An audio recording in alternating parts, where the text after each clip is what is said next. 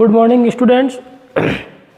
आज अपने जो 10th क्लास का नया चैप्टर शुरू करेंगे अपन। पिछली क्लास तक आपके जो अध्याय नंबर 6 चल रहा था रासायनिक अभिक्रिया एवं उत्प्रेरक, वो कंप्लीट हो चुका है। आज अपन क्या करेंगे, आपके 7th चैप्टर थोड़ा आधा हो चुका है, तो अपन 8वां चैप्टर शुरू कर रहे हैं, कार्बन एवं उसके यौगिक। अध्याय नंबर 8, कार्बन एवं उसके यौगिक। ठीक है ना, इसको अपन डिटेल से पढ़ेंगे पूरी, और ये बहुत काम आने वाला सब चैप्टर है आपके। अगर आप साइंस लेते हो तो केमिस्ट्री का पूरा बेस तैयार होता है इस चैप्टर से। ठीक है, तो अध्याय नंबर 8 है आपके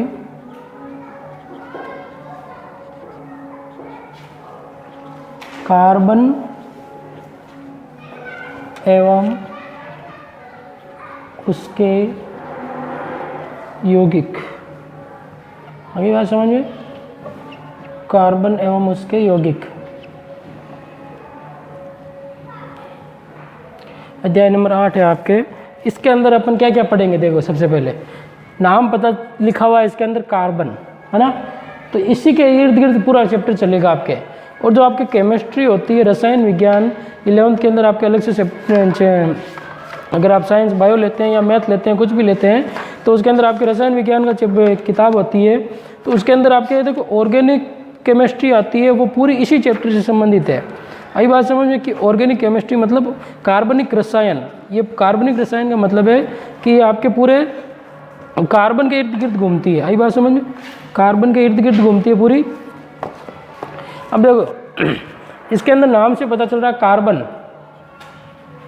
इसके बारे में पढ़ेंगे अपन पूरी। कार्बन से संबंधित बनने वाले यौगिक, मतलब कार्बन से कौन कौन से यौगिक बनते हैं, इसके अलावा नामकरण कैसे किया जाता है, रासायनिक यौगिक है, जैसे ये है आपके CH4 कार्बन से बना हुआ, इसके अंदर कार्बन है, और हाइड्रोजन है, हाइड्रोकार्बन है ये। ठीक है, तब ये इसका नाम क्या है, तो अपन इस चैप्टर में पहले तो अपन पढ़ेंगे कार्बन के गुण, पढ़ेंगे पूरे भौतिक और रासायनिक गुण, इसका जो इलेक्ट्रॉनिक विन्यास क्या है, इसके गुणधर्म क्या है, ये सारी चीज़ें। फिर कार्बनिक यौगिकों का नामकरण पढ़ेंगे। आई बात समझ में कि उनका नामकरण कैसे किया जाता है, तो नामकरण की क्या है, इसमें 3 विधियां पढ़ेंगे अपन आपके सिलेबस के अकॉर्डिंग। सबसे पहले आती है, एक तो आती है रूढ़ पद्धति, सबसे पहले रूढ़ पद्धति आती है, फिर उसके बाद में व्युत्पन्न पद्धति आती है। ठीक है, इनके बारे में पढ़ेंगे। और लास्ट सबसे इम्पोर्टेंट पद्धति है वो है आपके IUPAC पद्धति, जिसके द्वारा अपन कार्बनिक यौगिकों का नामकरण पढ़ेंगे। आई बात समझ, international union of pure and applied chemistry इसका पूरा नाम, 1 नंबर का पूरा नाम भी पूछ सकते हैं। अब रूढ़ पद्धति में नाम क्या होता है, जहाँ से कोई कार्बनिक तत्व है उत्पन्न हुआ है तो वो वहीं से उसका नामकरण कर दिया। व्युत्पन्न पद्धति मतलब उनका नाम थोड़ा संश्लेषित किया हुआ। और IUPAC पद्धति सबसे प्रचलित पद्धति और सबसे विकसित पद्धति यही है, और आज जो अपन सारे नामकरण है वो IUPAC पद्धति के आधार पर ही पढ़ते हैं। जैसे इसका नाम क्या है, मेथेन, है ना, ये क्या है आपके IUPAC पद्धति के आधार पर नाम है। आई बात समझ में, तो अपन नामकरण की विभिन्न पद्धतियां पढ़ेंगे। इसके अलावा अपन इसके अंदर और पढ़ेंगे, अपन कार्बन के यौगिक पढ़ेंगे, कार्बन के कौन कौन से यौगिक हैं, जैसे हीरा है, ग्रेफाइट है, फुलरीन है, ये क्या होते हैं, ये कार्बन के अपर रूप है ना, क्या पढ़ेंगे। और इसके अलावा अपन कार्बन के अपर रूप, आई बात समझ, कार्बन के अपर रूप पढ़ेंगे, जिसके अंदर कार्बन के 2 प्रकार के अपरूप होते हैं, एक तो क्रिस्टलीय और दूसरा अक्रिस्टलीय, है ना। क्रिस्टलीय अपरूप आपके 3 है, हीरा, ग्रेफाइट, फुलरीन। अक्रिस्टलीय के अंदर चारकोल, कोक, कोयला, है ना, जंतु को काजल वगैरह, ये सारी चीज़ें। इसके अलावा एक और टॉपिक है इसके अंदर आपके बहुलक, पॉलीमर।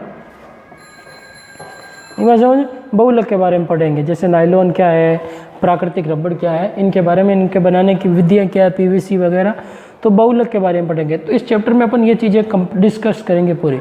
इंपॉर्टेंट चैप्टर है, बहुत काम में आने वाला चैप्टर है, और हर साल इस चैप्टर में से एक बड़ा क्वेश्चन आता है।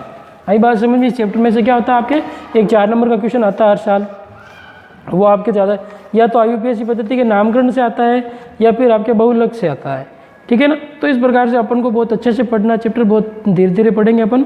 ठीक है, तो कार्बन एवं उसके यौगिक। ठीक है, आगे बात समझ में, अपन को ये क्या क्या पढ़ना है, इसके अंदर कार्बन के गुण पढ़ेंगे, फिर इसके अंदर नामकरण की पद्धतियाँ पढ़ेंगे, कार्बन के अपरूप पढ़ेंगे और बहुलक पढ़ेंगे। 4 टॉपिक हैं इसके अंदर, फिर उसके धीरे धीरे एक एक को पढ़ते चले जाएंगे अपन। और ये चैप्टर पूरा है जो आपके कार्बनिक रसायन का बेस है, ये अगर आप अच्छे से पढ़ोगे तो आपको आगे दिक्कत नहीं आएगी। एक बार आपको पता रहेगा कि ये नामकरण किस प्रकार से किया जाता है। है ना, नामकरण का एक थोड़ा सा तरीका दिया हुआ है। ठीक है, तो अपन शुरू करते हैं चैप्टर आपके अध्याय नंबर 8 कार्बन एवं उसके यौगिक। ठीक है, अब इसके अंदर क्या है कि सबसे पहले कार्बनिक यौगिक के इस चैप्टर को शुरू करने से पहले एक छोटा सा सिद्धांत दिया हुआ है कि आपके जैव शक्ति सिद्धांत। आई बात समझ में? इसके बारे में पढ़ते हैं। जैव शक्ति सिद्धांत, वाइटल फोर्स थ्योरी, ये किसने दी थी? ये आपके एक वैज्ञानिक हुए थे बर्जीलियस। उन्होंने कहा था, सबसे पहले बर्जीलियस नाम के एक वैज्ञानिक हुए थे। क्या नाम था उनका? बर्जीलियस।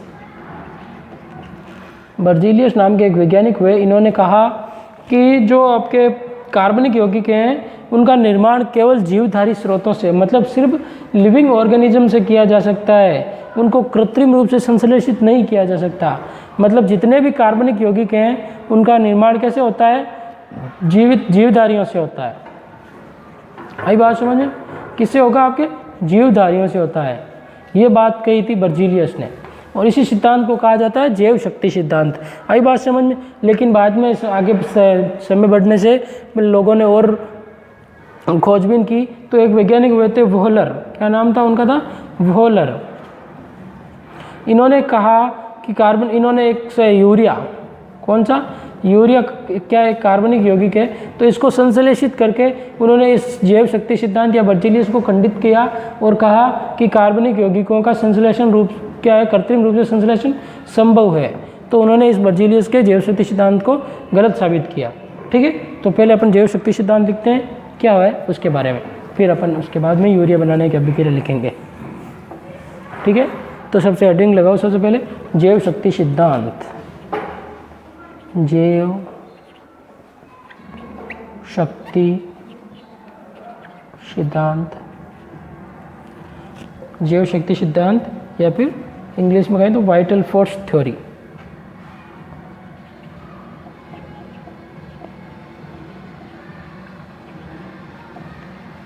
ठीक है, तो जैव शक्ति सिद्धांत के अंदर क्या है?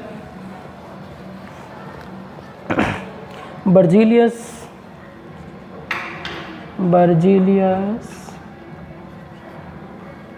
कोष्टक में लिख लो, कब दिया था इसने? 1815 में। बर्जीलियस नामक वैज्ञानिक ने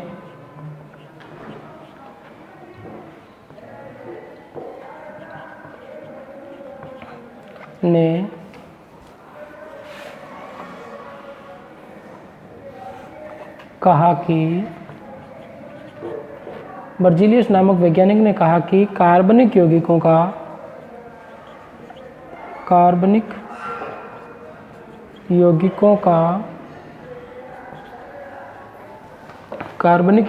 निर्माण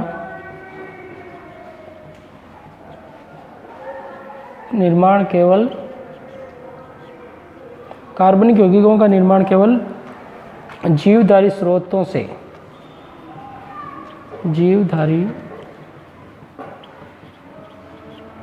ठीक है, कार्बनिक यौगिकों का निर्माण केवल जीवधारी स्रोतों से ही संभव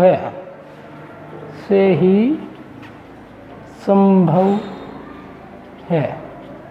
कार्बनिक यौगिकों का निर्माण केवल किससे संभव है? जीवधारी स्रोतों से ही संभव है, तथा इनका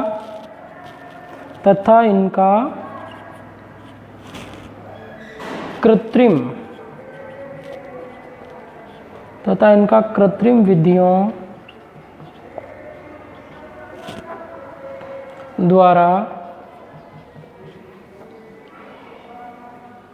प्रयोगशाला में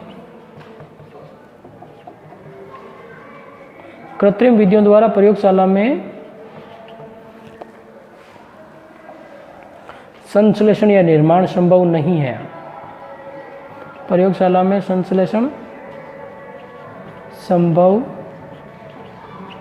नहीं है। आई बात समझ में? तो बर्जीलियस ने क्या कहा कि कार्बनिक यौगिक हैं, जितने भी जो कार्बन से मिलकर बने हुए कार्बनिक यौगिक हैं, है ना, तो उनका निर्माण कैसे है? सिर्फ जीवधारी स्रोतों से, लिविंग ऑर्गेनिज्म से, जीवों से ही संभव है। आई बात समझ में? इनको कृत्रिम रूप से अपन प्रयोगशाला में नहीं बना सकते। आगे बात समझ में? तो ये क्या था? जैव शक्ति सिद्धांत था। आई बात समझ में कि सिर्फ जो जीवधारी स्रोत हैं उन्हीं से कार्बनिक यौगिकों को निर्माण हो सकता है, और इसी को अपन ने क्या कहा, जैव शक्ति सिद्धांत का। लेकिन क्या हुआ, इसका खंडन किया गया जैव शक्ति सिद्धांत का।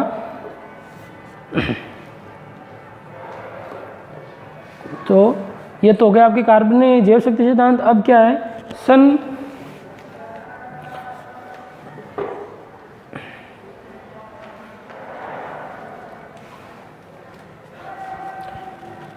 लिखो, सन 1828 में वोहलर नाम के वैज्ञानिक, क्या नाम था उनका, वोहलर,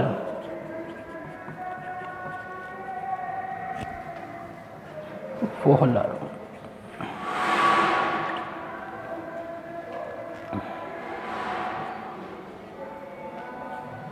वोहलर नामक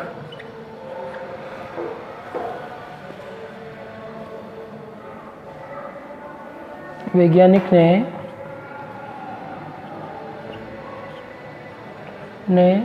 यूरिया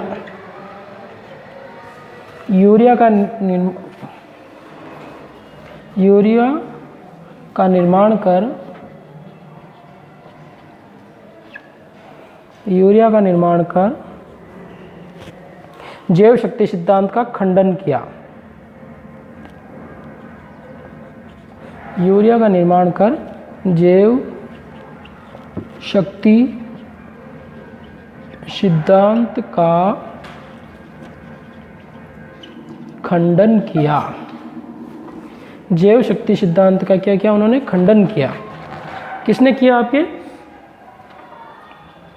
जैव शक्ति सिद्धांत का खंडन किया। वोहलर नाम के वैज्ञानिक ने क्या किया, यूरिया का निर्माण कर क्या किया, जैव शक्ति सिद्धांत का खंडन किया। अब यूरिया का निर्माण कैसे किया उन्होंने, देखो सबसे पहले वोहलर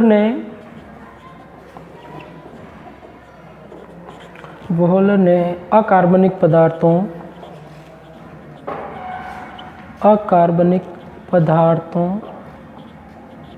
वोहलर ने अकार्बनिक पदार्थों जैसे अमोनियम सल्फेट, अकार्बनिक पदार्थों अमोनियम सल्फेट व पोटेशियम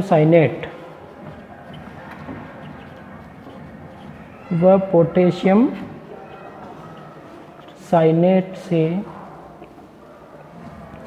साइनेट को गर्म करके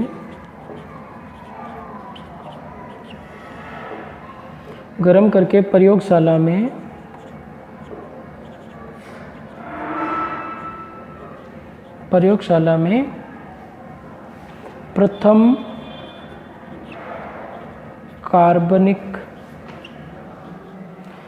कार्बनिक यौगिक क्या बनाया, प्रथम कार्बनिक यौगिक यूरिया प्राप्त किया।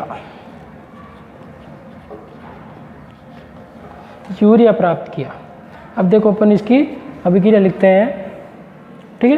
तो क्या किया, वोहलर नाम के वैज्ञानिक ने बर्जीलियस के जो जैव शक्ति सिद्धांत था उसका खंडन करते हुए क्या किया, अकार्बनिक पदार्थ कौन से, अमोनियम सल्फेट और पोटेशियम साइनेट, इन दोनों को गर्म करके क्या बनाया, प्रयोगशाला के अंदर सबसे पहले यूरिया प्राप्त किया, जिससे ये जैव शक्ति सिद्धांत खंडन होता है। जैव शक्ति सिद्धांत क्या कहा जैव शक्ति सिद्धांत ने कि कार्बनिक यौगिकों को प्रयोगशाला में नहीं बनाया जा सकता। अब तो उन्होंने प्रयोगशाला में यूरिया बना दिया, तो ये सिद्धांत क्या हो गया आपके, गलत साबित होता है।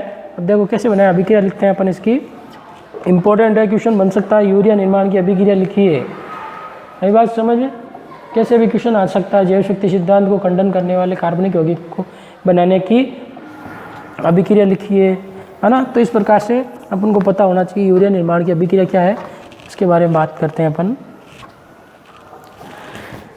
तो यूरिया निर्माण की अभिक्रिया के अंदर है आपके सबसे पहले अमोनियम सल्फेट और पोटेशियम साइनेट, इन दोनों को क्या किया जाए, गर्म किया जाता है।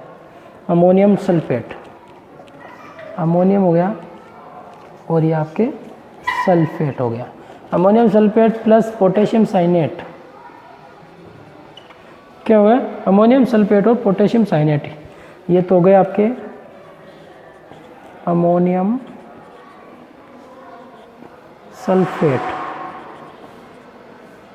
और ये हो गया आपके पोटेशियम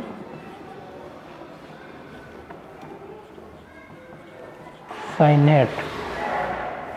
अमोनियम सल्फेट और पोटेशियम साइनेट को क्या किया उन्होंने, गर्म किया, तो क्या बना आपके अमोनियम साइनेट बना, अमोनियम साइनेट। अमोनियम साइनेट बनता है और क्या बनता है साथ में, पोटेशियम सल्फेट। आगे बात समझ में, अभिक्रिया करते हैं तो अपन इसके अंदर क्या बनेगा, संतुलित करें तो 2 अनिया, अभिक्रिया संतुलित हो गई। अब वापस क्या किया इन्होंने, जो अमोनियम, ये आपके अमोनियम साइनेट है,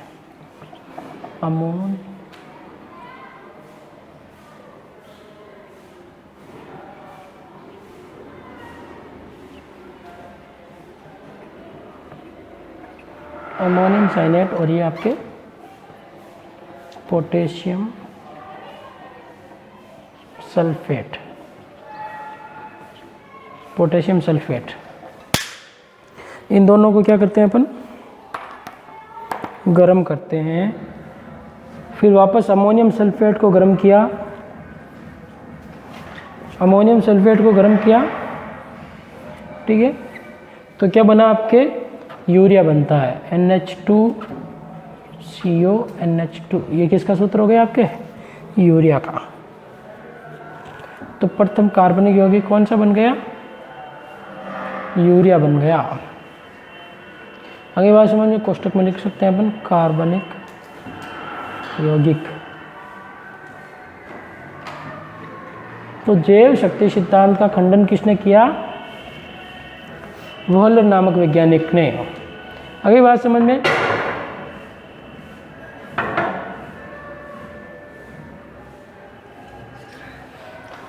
अब अपन बात करते हैं इसके अंदर आपके कि जो अपन दैनिक दिनचर्या में काम में लेते हैं, खूब सारे कार्बनिक यौगिक हैं, उनके बारे में बात करें तो कौन कौन से यौगिक हैं जिनको अपन दैनिक दिनचर्या में देखते हैं कि वो कार्बनिक यौगिक हैं, जिसके अंदर आपके क्या हो जाता है, अनाज या जो अपन भोजन करते हैं उसके अंदर क्या है, कार्बोहाइड्रेट होता है ना, गेहूं के अंदर कार्बोहाइड्रेट है, तो वो क्या है आपके कार्बनिक यौगिक है।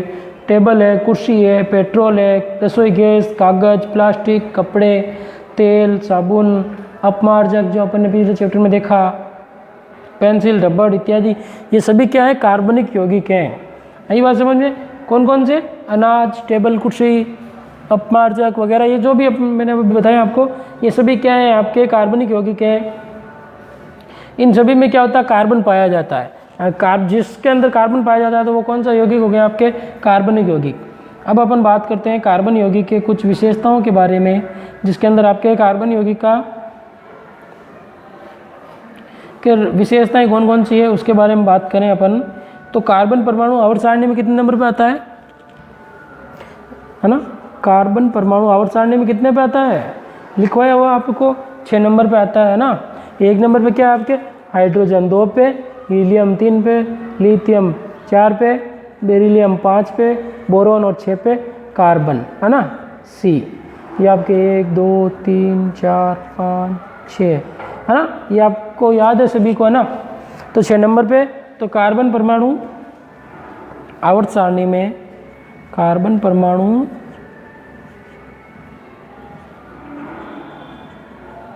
आवर्त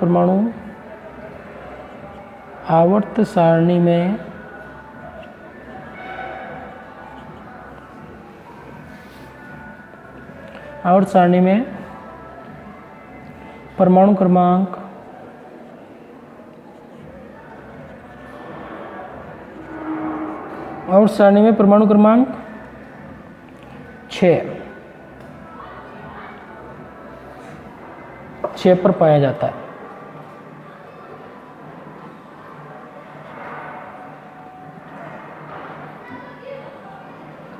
आगे इसमें कितने नंबर पे आता है, 6 पर पाया जाता है।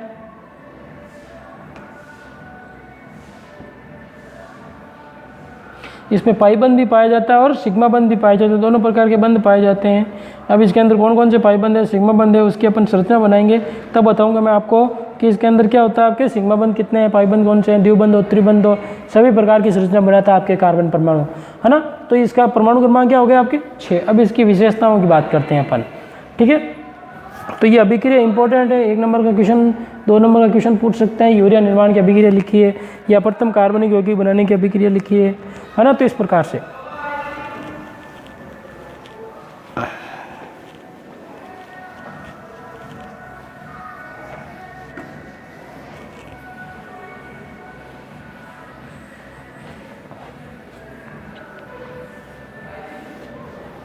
अब अगली हेडिंग लगाएं, कार्बन परमाणु की विशेषताएं। कार्बन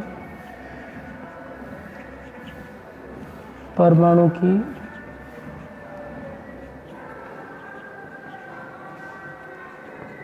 विशेषताएं। इसकी विशेषताएं पता रहेगी तभी अपन इससे बनने वाले यौगिकों के बारे में जान पाएंगे, है ना। तो पहला लिख लिया अपन ने कि ये आवर्त सारणी में परमाणु क्रमांक 6 पर आता है। इसका प्रतीक चिन्ह क्या है आपके, कार्बन का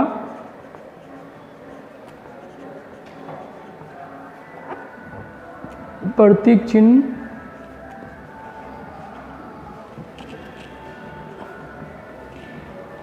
सी, है ना। ये तो पता ही है अपन को सारी चीज़ें, प्रतीक चिन्ह सी होता है।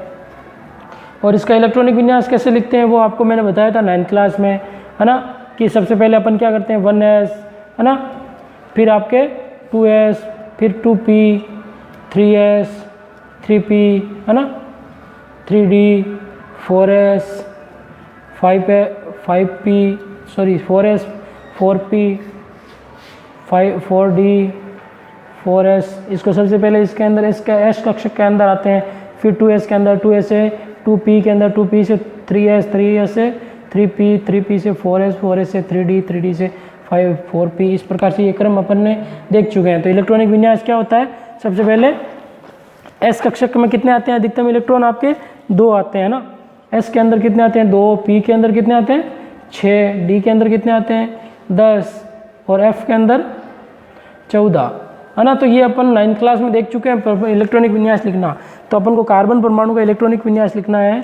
तो कार्बन परमाणु कितने नंबर पे आता है, 6 नंबर पे, है ना। कार्बन का परमाणु क्रमांक कितना है 6 पे। तो सबसे पहले क्या लिखते हैं अपन 1s, s कक्षक में 2 इलेक्ट्रॉन आते हैं 1s, फिर 2s, 2x में कितने आते हैं 2 इलेक्ट्रॉन, फिर 2p, p के अंदर कितने आएंगे अपने पास 6 इलेक्ट्रॉन है टोटल। तो अपन ने 4 काम में ले लिए, तो कितने रहेंगे आपके बाद में 2। तो कार्बन परमाणु का इलेक्ट्रॉनिक विन्यास क्या रह जाएगा आपके, तो कार्बन परमाणु का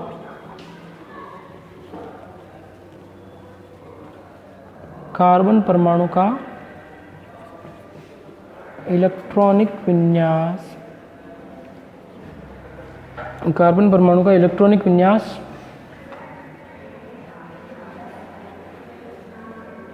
1s2, 2s2, 2p2 होता है, ठीक है। 1s2, 2s2 और 2p2 होता है। ये इसके इलेक्ट्रॉनिक विन्यास हो गई। अब इसकी संयोजकताएं संतुष्ट कैसे होती है उनके बारे में बात करें अपन तो संयोजकताओं की बात करें अपन तो मतलब कार्बन परमाणु की संयोजकता कितनी होती है 4 होती है। अब ये क्या होती है, अलग अलग प्रकार से अपन संतुष्ट कर सकते हैं। चारों सिंगल बॉन्ड से, दो सिंगल बॉन्ड, 1 डबल बॉन्ड से, या फिर 1 सिंगल बॉन्ड, 1 ट्रिपल बॉन्ड से, और 2 डबल बॉन्ड और 2 डबल बॉन्ड से। इस प्रकार से संतुष्ट कर सकते हैं अपन, है ना। तो अब अपन इसके आगे की बात है जो आपके अभी ये कार्बन की संयोजकताओं को संतुष्ट कैसे किया जाता है उसके बारे में वो अपन क्या करेंगे अगली क्लास में चर्चा करेंगे कि कार्बन की संयोजकताएं किस प्रकार से संतुष्ट की जाती है, कि कार्बन परमाणु के अंदर बाह्यतम कोश में इलेक्ट्रॉन के आधार पर, फिर इसके अंदर आपके ये समचतुष्फलक किस प्रकार से बनाता है, बंद कोण कितने का होता है ना, इनकी इलेक्ट्रॉन बिंदु संरचनाएं क्या है, इसके बारे में अपन क्या करेंगे अगली क्लास में चर्चा करेंगे। तो ओके, गुड लक, धन्यवाद, आज के लिए इतना ही।